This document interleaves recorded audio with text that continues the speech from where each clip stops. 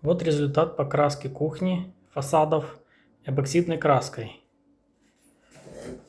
Значит, снял пленку, шлифанул, покрыл эпоксидным грунтом, потом опять шлифанул и 2 слоя эпоксидной краски. Есть маленькие недочеты, какая-то мушка села.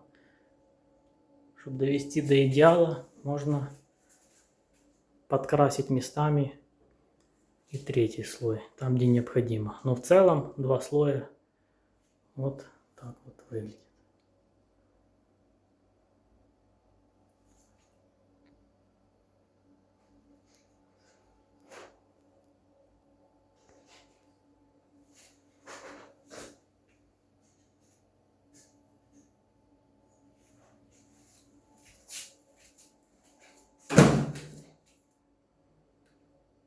Цвет беж.